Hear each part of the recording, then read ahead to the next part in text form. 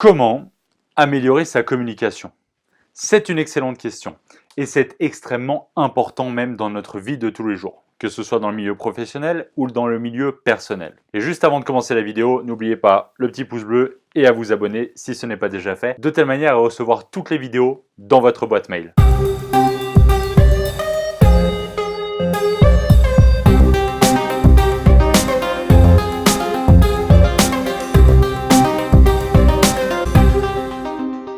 Mesdames, messieurs les super communicants, bonjour à toutes et à tous et bienvenue dans cette vidéo qui aura pour thème l'amélioration de sa communication. Je suis Quentin Méjean, votre coach et conseiller en communication orale à votre service. Vous connaissez la musique, 4 idées dont une qui est vraiment super importante que je présenterai à la fin de la vidéo, donc restez bien jusqu'à la fin de la vidéo.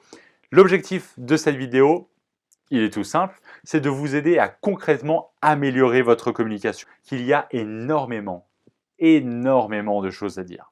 Mais dans cette vidéo, je vais vous donner 4 conseils qui sont applicables partout. Et ce sont des conseils, on va dire, de base, fondamentaux, que vous devez vraiment intégrer à votre communication pour pouvoir progresser dessus par la suite. La première idée qui est extrêmement importante, adaptez votre message à votre audience. Lorsque vous allez parler à votre audience, vous devez savoir qui votre audience est, de quelle personne est-ce qu'elle est composée. Est-ce que ce sont des ingénieurs? Est-ce que ce sont des professeurs? Est-ce que ce sont des littéraires? Est-ce que ce sont des biologistes? Que sais-je? Mais renseignez-vous sur votre audience. Vous ne transmettrez pas le même message, vous ne ferez pas le même discours si vous vous adressez à des littéraires ou à des personnes parfaitement scientifiques, comme des physiciens par exemple, même si vous abordez le même sujet. Donc vraiment, il faut connaître son audience. Lorsque vous communiquez, vous allez transmettre un message. Et le but, c'est de transmettre un message, des idées, un argumentaire. Donc vraiment, penchez-vous sur votre audience. Et pourquoi est-ce que je vous invite à vous pencher sur votre audience réellement? Parce que si vous transmettez votre message à personne, à du vide, alors ça ne sert à rien. Et c'est eux qui vont le recevoir. C'est pour ça qu'il est très important, il est primordial, il est nécessaire de savoir comment se constitue notre audience. La deuxième idée que je voulais évoquer avec vous dans cette vidéo concerne la structure de votre texte. Il est extrêmement important de structurer son texte parce que, encore une fois, vous transmettez un message à une audience.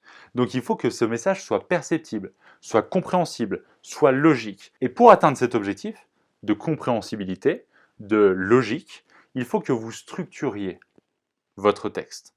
Donc par exemple, la plus simple structure possible est une introduction, chaque idée que vous avez, chaque argument, pourquoi pas, que vous avez si vous défendez une cause par exemple, avec des transitions et surtout une conclusion pour finir en beauté. Il y a des dizaines de façons de faire un discours, des centaines, peut-être même des milliers. Donc ce que je vous invite à faire, c'est à rester simple pour l'instant et à commencer par une introduction, peut-être mettre une histoire dans cette introduction pour pouvoir captiver vraiment l'attention de votre audience, que votre audience se sente identifiée à votre histoire, et ensuite allonger vos arguments, allonger vos idées autour d'un fil conducteur, une idée que je développerai par la suite, avec des transitions pour que le discours se construise naturellement pour atteindre une conclusion. Peut-être que vous voulez faire passer un message, peut-être que vous voulez appeler les personnes à faire des dons, donc votre conclusion doit se tourner vers cet objectif. La troisième idée que je voulais évoquer avec vous dans cette vidéo concerne votre langage corporel. Nous avons vu que la communication dans son ensemble se décompose en deux parties, la communication non verbale et la communication verbale. Et dans cette communication non verbale, il y a le langage corporel et d'autres aspects de la communication non verbale. Le langage corporel, c'est plus de 60% de sa communication. C'est pour cela qu'il faut maîtriser son langage corporel. Et le maîtriser, c'est peut-être très ambitieux pour le début. C'est pour ça que je vous invite à déjà éliminer les gestes parasites. Par exemple, bougez votre pied alors qu'il n'y a aucune raison de se bouger le pied. Vous grattez la cuisse parce que vous êtes sous l'emprise du trac. Un autre exemple, si vous avez des cheveux longs, peut-être de vous tourner les doigts dans les cheveux. Ce sont tous des gestes que vous devez complètement éliminer. Lorsque vous regardez une personne danser, un professionnel de la danse danser, est-ce que vous pensez que pendant la danse, cette personne va commencer à frotter le front comme ça, ou à se gratter l'épaule parce que ça les gratte ou je ne sais quoi. Non, la réponse est non. Et c'est pour ça que pendant sa performance, il n'y a pas de geste parasite parce que vous êtes concentré sur sa performance. Et vous, c'est exactement pareil.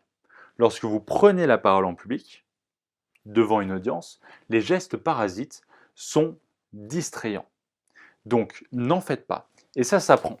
Je me souviens que lorsque j'avais commencé la communication en école d'ingénieur, un des premiers cours de l'année, le but de ce premier cours était d'apprendre à ne rien faire, à se poster devant toute notre classe et ne rien faire. Donc on était droit comme ça, comme des i. Simplement, on avait nos pieds ancrés dans le sol, largeur de hanche, on avait les bras comme ça bien sur le côté et on ne faisait aucun geste. On n'essayait pas de mettre un pouce dans une poche ou la main dans l'autre. On n'essayait pas de tourner sa tête ou de bouger ses pieds ou quoi que ce soit. On était fixe et au début, ce n'est pas intuitif parce qu'on essaie toujours de s'occuper à faire quelque chose, n'importe quoi, bouger nos jambes ou se remettre les manches en place ou quoi que ce soit. Et non, vous ne devez pas du tout faire ce genre de choses, vraiment. Donc je vous invite à travailler sur votre langage corporel pour vraiment le maîtriser. En tout cas, maîtriser toutes ces choses-là qui sont extrêmement simples à éliminer. Et pour cela, je vous invite tout simplement, pour savoir ce que vous faites de parasites, parce que forcément, il y a des choses dont on ne se rend pas compte. Donc filmez-vous en train de faire un discours, je ne sais pas, de 2-3 minutes, 5-6 phrases, et regardez tout ce qui ne va pas dans votre langage corporel. Et comme ça, vous pourrez identifier ce qui va et ce qui ne va pas.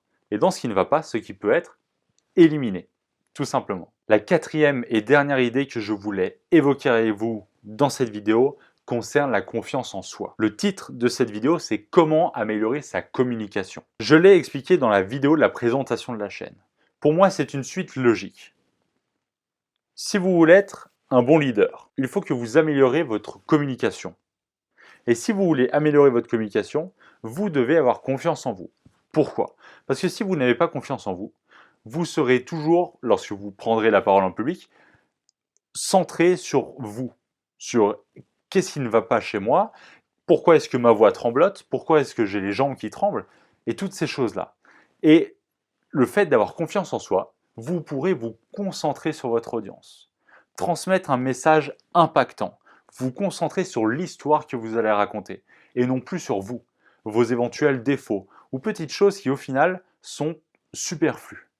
On s'en fiche de ces petites choses-là, on s'en contrebalance. Donc ayez déjà confiance en vous pour pouvoir vous concentrer entièrement sur le message que vous allez délivrer. Et ensuite, vous allez pouvoir vous pencher sur votre communication, sur votre technique de communication, votre langage corporel, d'autres choses encore. Et ensuite, grâce à cette communication, vous allez pouvoir développer votre leadership. Mais avant de développer votre leadership, et peut-être que avoir du leadership ne vous intéresse pas, il n'y a pas de souci. Simplement, si vous voulez améliorer votre communication, qui peut vous servir dans absolument tous les domaines de votre vie, aussi bien personnelle que professionnelle, il faut déjà commencer par la base, avoir confiance en soi. Et d'ailleurs, dites-moi juste en dessous dans les commentaires si vous sentez aussi que c'est une suite logique d'avoir confiance en soi pour pouvoir travailler sa communication, pour pouvoir développer son leadership. Dites-le moi dans les commentaires, ça m'intéresse. Si vous êtes encore présent sur cette vidéo, c'est que peut-être que vous avez vraiment envie de progresser au niveau de votre track, de votre confiance en vous, mais aussi de savoir comment est-ce que vous allez pouvoir captiver pleinement votre audience. Et j'ai une excellente nouvelle pour vous. Dans la description se trouve un petit lien sur lequel vous pouvez cliquer pour recevoir directement dans votre boîte mail en quelques secondes un e-book complètement offert qui est dédié à vous, qui est dédié à votre progression. Toutes ces choses-là, ces 33 principes qui sont dans cet e-book, je les ai personnellement instaurés dans ma communication, dans mon état d'esprit pour développer ma confiance en soi. Et je vous donne tout, absolument tout, pour que vous puissiez progresser. Et en cliquant sur le lien, si le contenu de cette vidéo vous a plu et que le contenu de la chaîne vous plaît de manière générale, je vous invite à mettre un petit pouce bleu et à vous abonner si ce n'est pas déjà fait. Cette vidéo touche à sa fin, je vous remercie pour votre attention. Ce fut un plaisir de passer ce moment avec vous et surtout,